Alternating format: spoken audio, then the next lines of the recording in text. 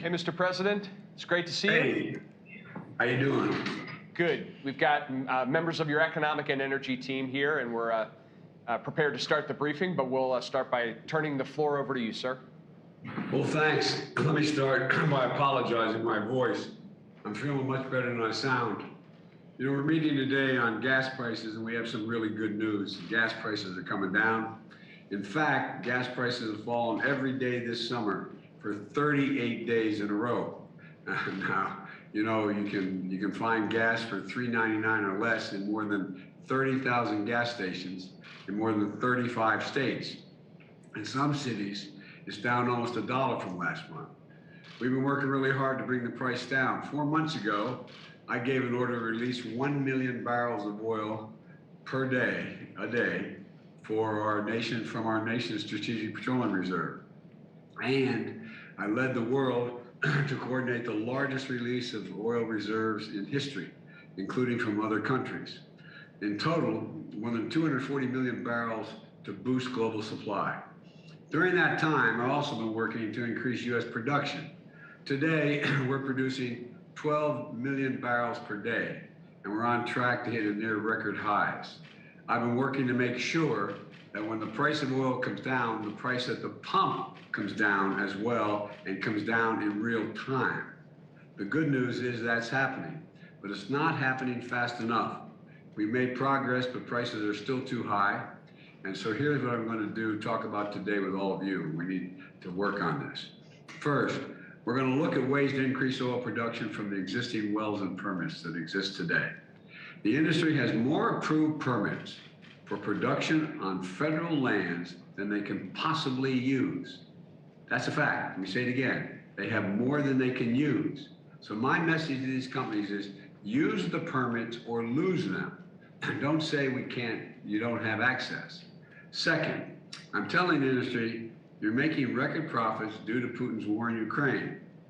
Use those profits to increase production and refining. Don't use those profits to buy back your stocks and dividends.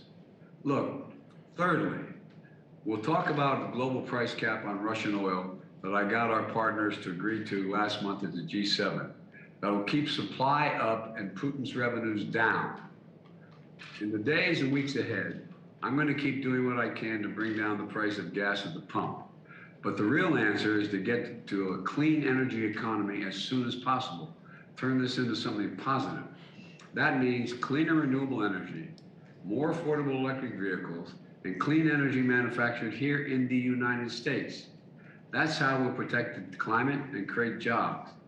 I'll have more to say about this in our discussions, and I'll more in the coming days. But look, I want to stop here and turn it over to you, Brian, and let's get this briefing started. Thanks.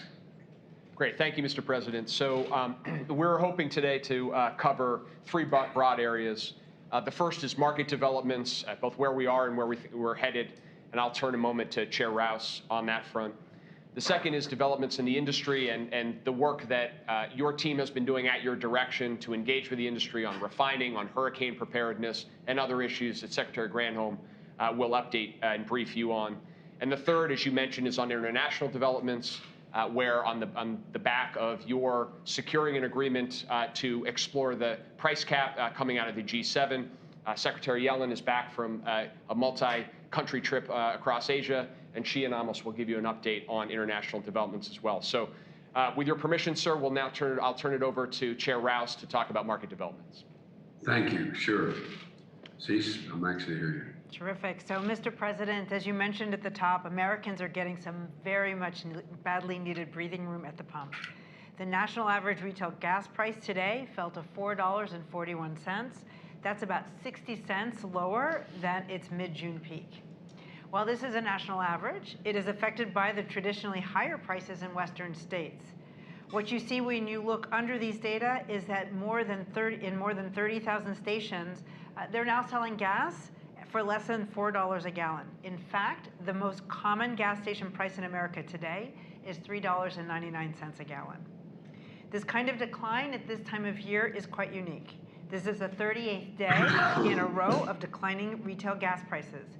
In fact, the rate of decline is among the fastest in over a decade, a dramatic decline during the peak summer driving season, In other words, it has been a trend, not a daily blip.